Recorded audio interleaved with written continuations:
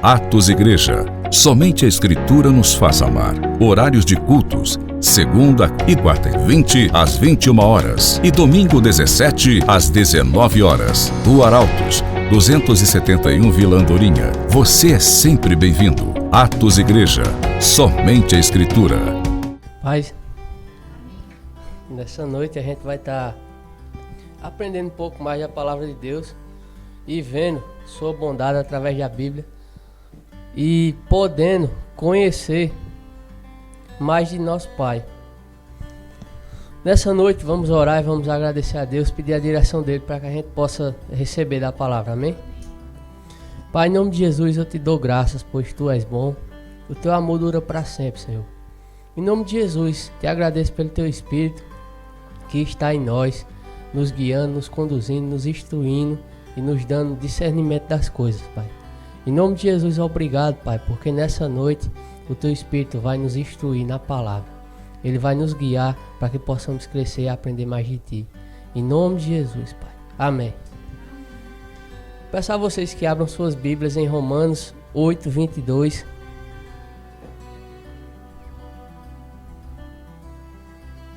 Romanos 8, 22.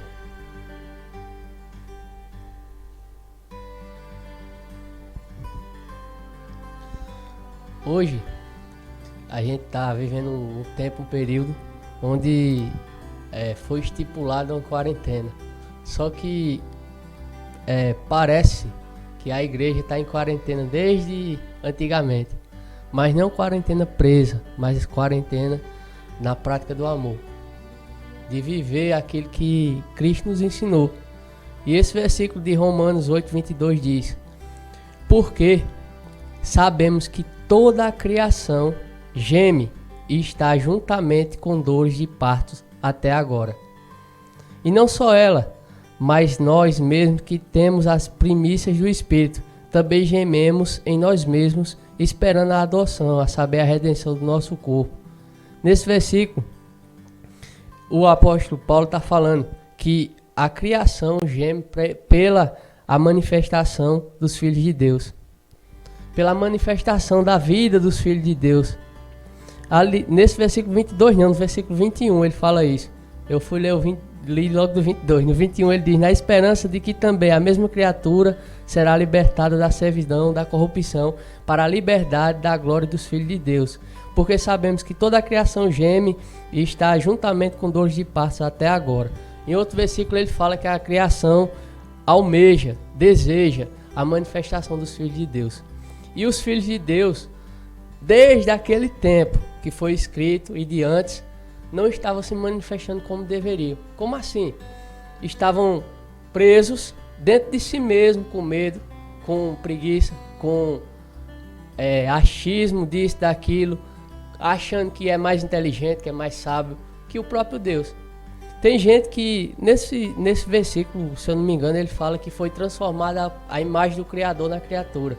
Transformar a imagem de Deus em animais, em gente, e foi corrompido a prática daquilo que o Evangelho é, que é a prática do amor. Aqui em Marcos 16:15, Marcos 16:15, acredito que todo mundo já ouviu, todo mundo já conhece. No entanto, a gente nessa noite e corriqueiramente, quando venhamos ouvir esse versículo, sejamos motivados a praticá-lo. Marcos 16:15 fala: e disse-lhes: ide por todo mundo, pregai o evangelho a toda criatura. Quem crê e for batizado será salvo, mas quem não crê será condenado. E estes sinais seguirão aos que creem. Quais sinais são? Em meu nome vão expulsar os demônios, falarão novas línguas, pegarão nas serpentes, e se beber alguma coisa mortífera, não lhe fará dano algum. E porão as mãos sobre os enfermos e sararão. Essa parte do versículo 18 fala que se beber alguma coisa mortífera não fará mal. E por que uma gripe vai fazer? O que é que a gente tem que a gente não acredita no que Cristo falou, no que o nosso mestre, nosso Senhor disse? O que a cabeça da gente tem que dá mais valor a uma televisão onde tem por trás malícia, por trás querer ganhar dinheiro, por trás querer matar o povo, oprimir, deixar o povo com medo, e não acredita nisso que o Senhor disse. Que até se a gente beber veneno, não morre. Não que a gente vá estar bebendo veneno todo dia, porque não é água. Mas que a gente possa entender que existe algo sobrenatural na nossa vida. Algo que não é algo igual ao que o mundo vive. Algo que não é igual ao que os que infelizmente estão cegos, entenebrecidos por Satanás vivem. Porque se a gente for cumprir o ID, até nesse tempo mesmo a gente deve fazer, porque a gente é filho de Deus. Deus habita dentro de nós por meio do Espírito e Ele quer se manifestar. A criação geme, querendo ver essa manifestação, e a gente está dentro de casa preso, não só agora por causa desse vírus, mas sempre, cotidianamente.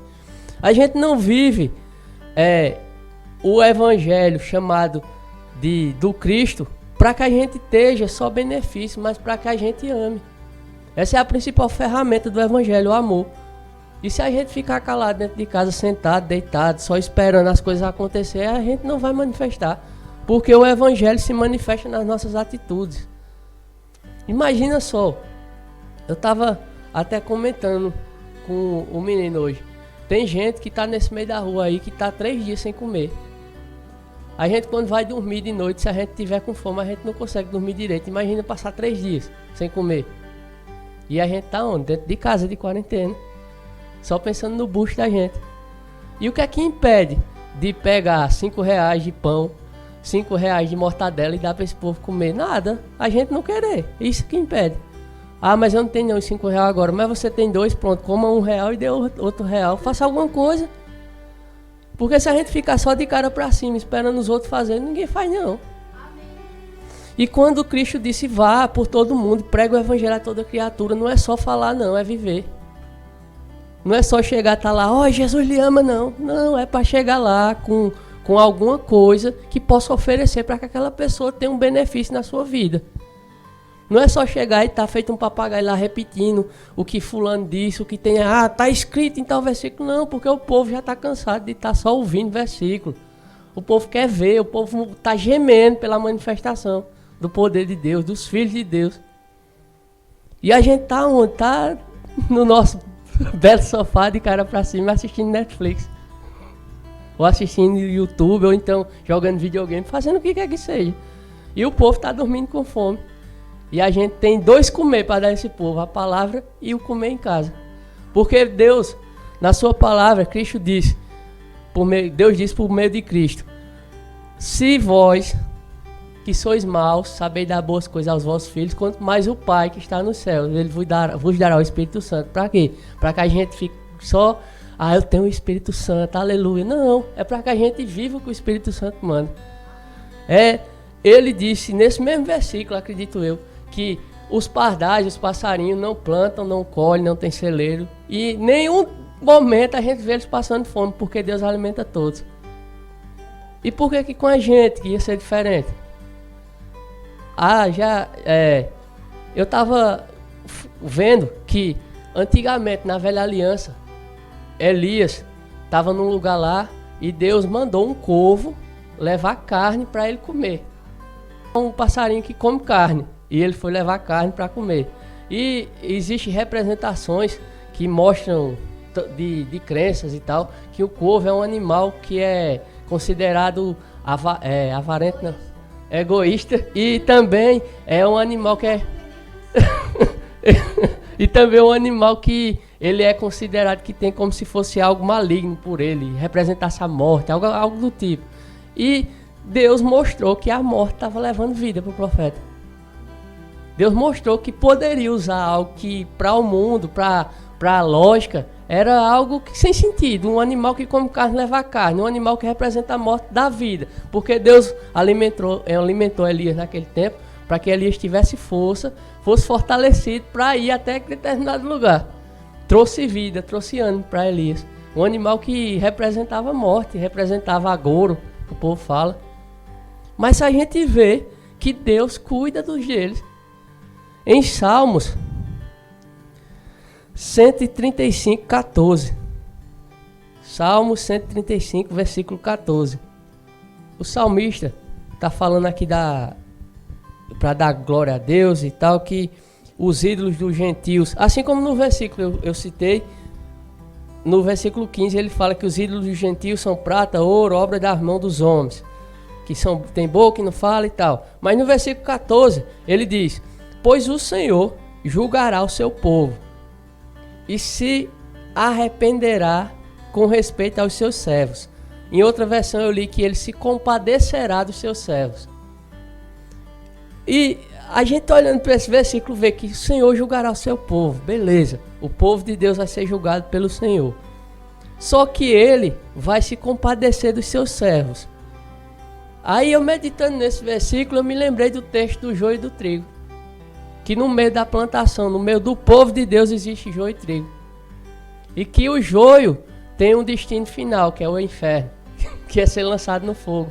E que o trigo vai ser colocado à destra de Deus com Cristo. Venha, bendito do meu Pai, e vai viver a eternidade com Deus. E como a gente vê isso? Que quem está no meio do povo, mas não é servo, não é entregue, não vive o ide, não vive a prática do amor, não manifesta Deus, pode ser julgado. Mesmo estando no meio, mas não é do meio. Não faz parte do corpo. Porque muitos são chamados e poucos escolhidos. E estando no meio, não quer dizer que você é. Mas tendo Cristo como seu Senhor e praticando, você é servo. Você é filho. Essa é a diferença do julgamento. Pelo qual a igreja está debaixo da proteção de Deus. A igreja, a que vive Cristo. Não aquele que somente diz que é. Continuando aqui, em Atos 6, a partir do versículo 1. Atos dos Apóstolos 6, 1. A igreja de Atos é um exemplo, é uma referência para o corpo de Cristo hoje viver. Porque ela foi uma igreja que viveu o poder de Deus, ela manifestou em vários aspectos a glória de Deus na prática, a ponto de que de uma lapada só 5.000 pessoas se convertiam, 3.000, aleijado ficava em pé, morto foi ressuscitado por esses apóstolos. E no versículo 1 mostra que essa igreja fazia algo que hoje a nossa igreja dos dias atuais e de tempos passados negligenciaram, que é o cuidado com os órfãos e as viúvas, com cuidado com quem não tem casa, com cuidado com quem vive na rua, o cuidado com quem está no meio do corpo e está passando necessidade. Essa igreja viveu isso. Tanto é que a gente vê em outro capítulo que todos tinham tudo em comum, todos tinham um padrão igual. Por quê? Porque nenhum tinha falta.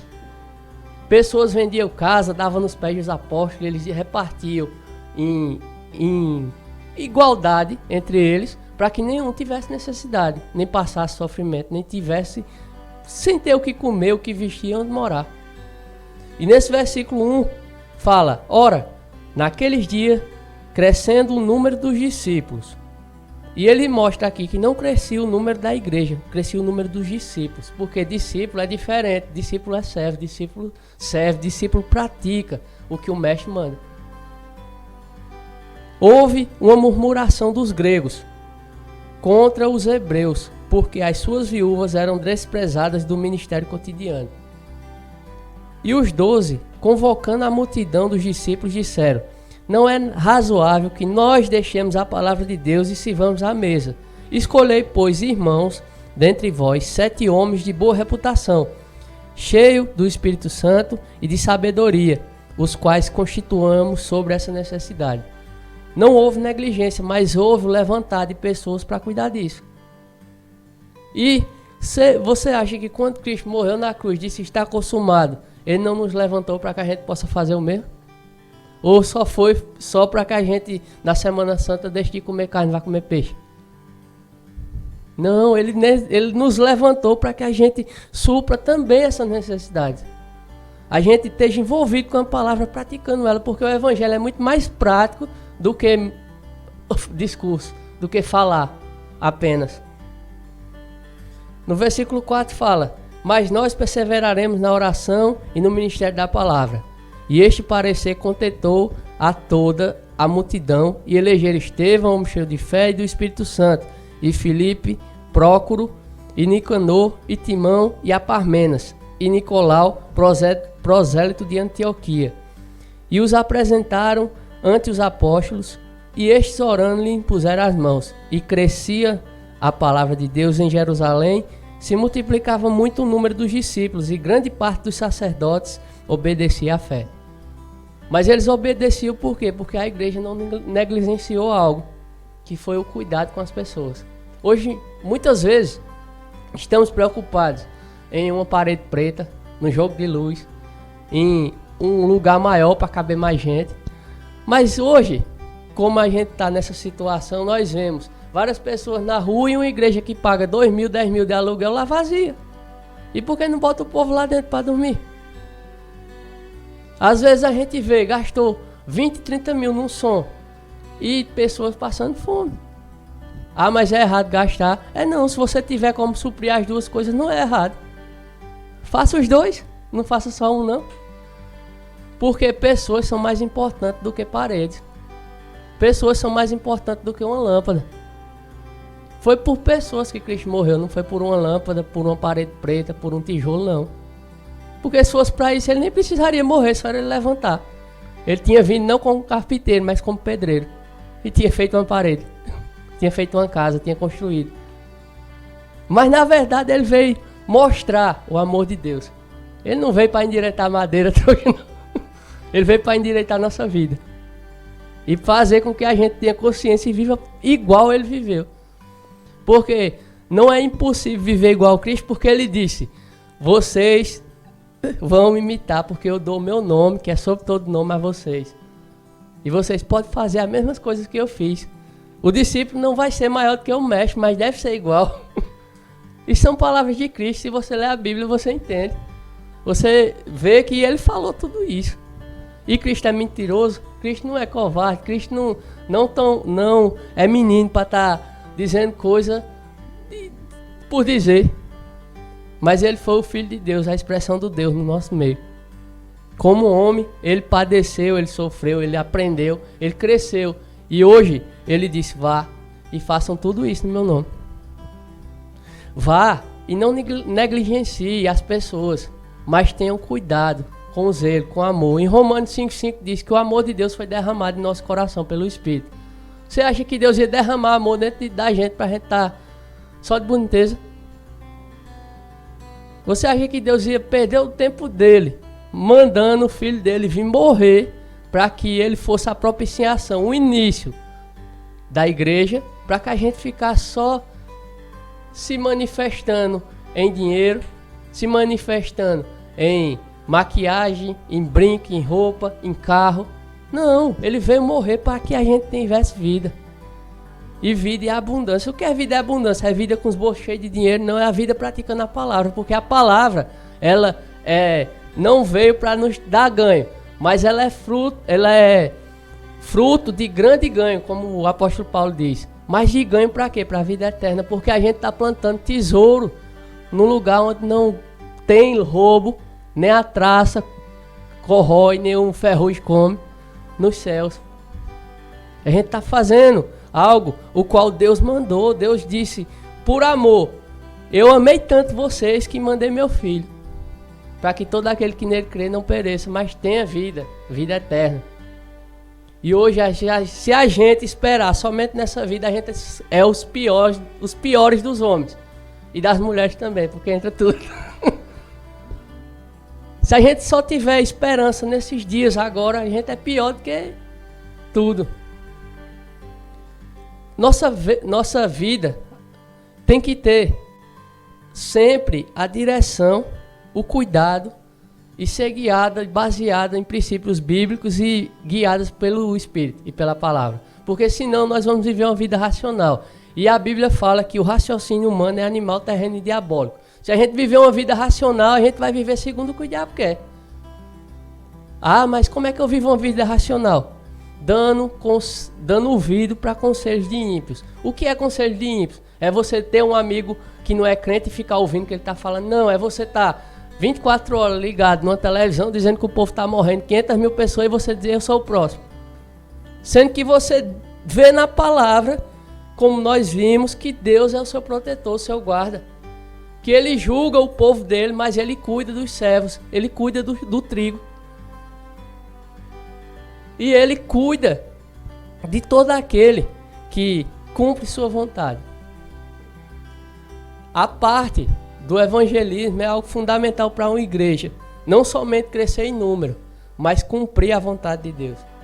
Porque quando se cumpre a vontade de Deus, números não são importantes, não são necessários. Assim como eu já ouvi pregadores dizer, quem trabalha com número é o anticristo. Não é Deus não.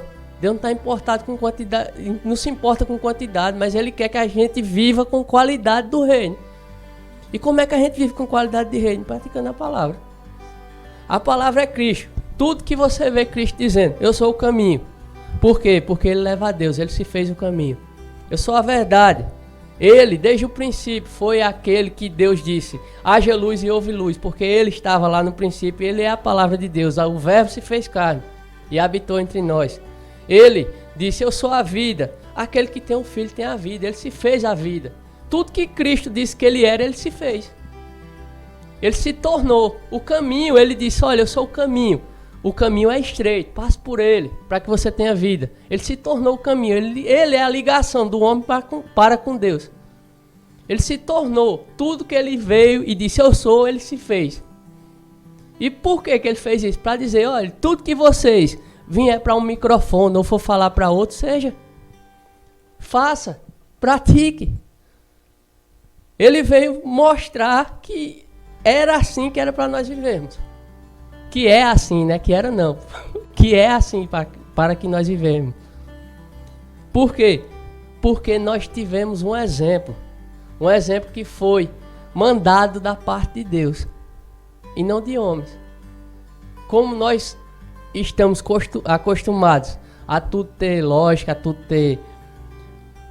Que está conectado, ligado, para que tenha sentido. Mas só que quando olhamos para as cartas de Paulo, ele diz que o evangelho para o mundo é loucura, mas para nós que cremos é o poder de Deus.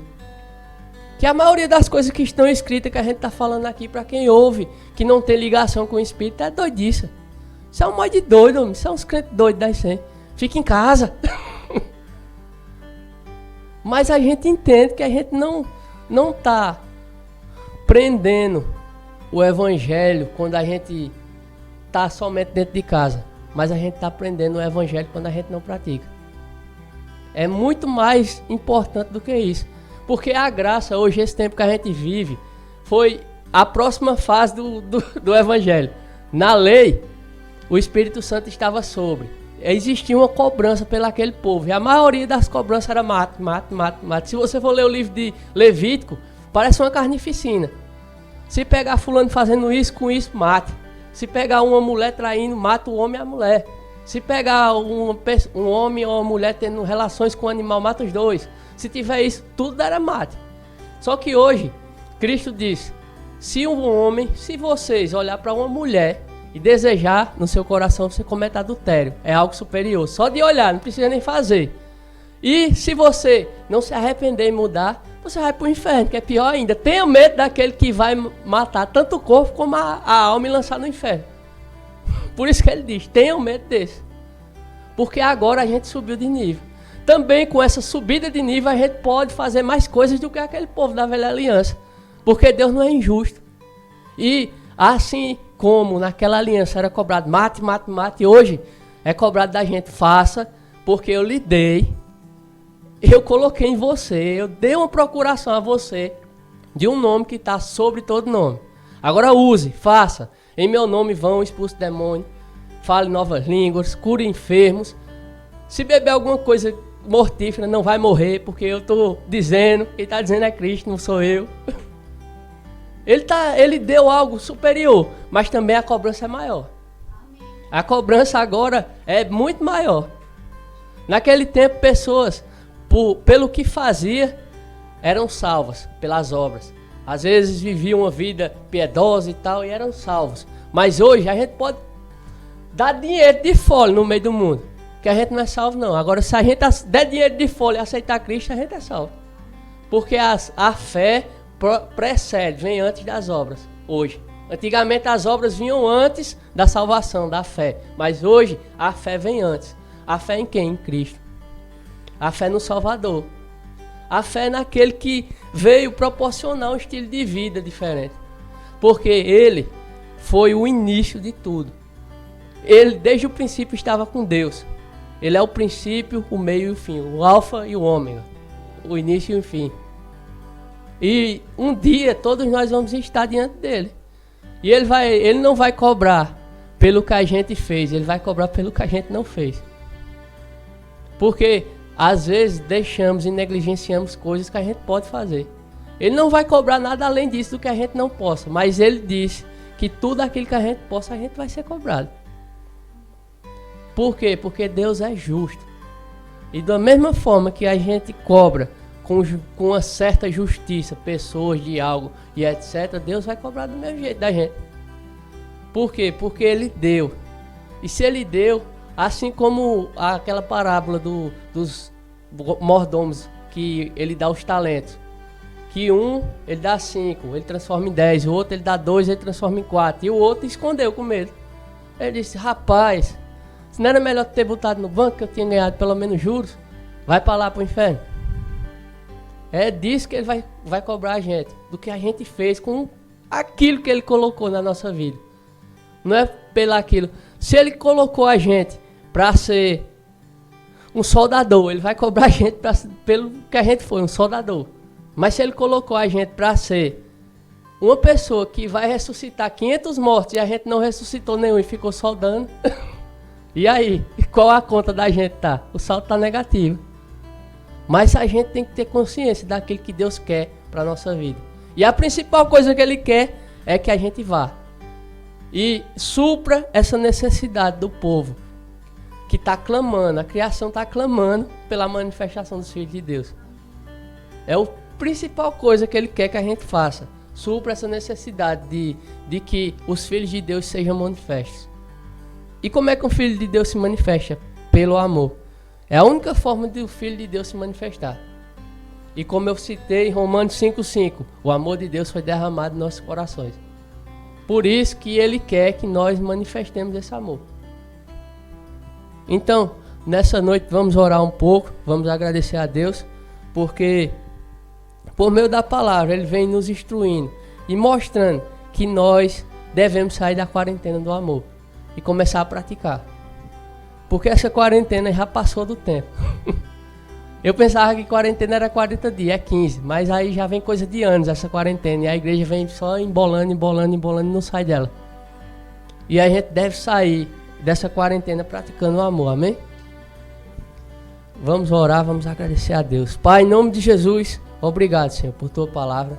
Porque ela é a forma que nos corrige. Ela é a instrução a qual necessitamos para que mudemos a cada dia. Em nome de Jesus, Senhor, te agradeço, Pai, porque por meio do Teu Espírito podemos mudar situações, inclusive situações que vínhamos cometendo erros, não por negligência, mas às vezes por falta de conhecimento. Que possamos ter entendimento e possamos mudar essa situação por meio da Tua palavra, Pai. Em nome de Jesus, Senhor, eu oro, Pai, intercedendo por aquelas pessoas que estão na rua nessa noite, para que elas possam ser supridas, tanto de alimentos como de auxílio, Pai. Em nome de Jesus, Senhor, eu oro pedindo a Tua direção, a direção do Teu Espírito, para que nessa noite, quando a gente sair e for até essas pessoas, elas possam ser alcançadas, Pai. Em nome de Jesus, Senhor, que possamos ser usados pelo Teu Espírito, trazendo cura da alma, do corpo, e possamos levar alimentos para essas pessoas, Pai. Em nome de Jesus, Senhor. Te agradecemos porque Teu Espírito vai nos guiando em tudo, Pai. Em nome de Jesus, amém. Atos Igreja. Somente a Escritura nos faz amar. Horários de cultos. Segunda e quarta e 20 às 21 horas. E domingo 17 às 19 horas. Rua Arautos, 271 Vila Andorinha. Você é sempre bem-vindo. Atos Igreja. Somente a Escritura.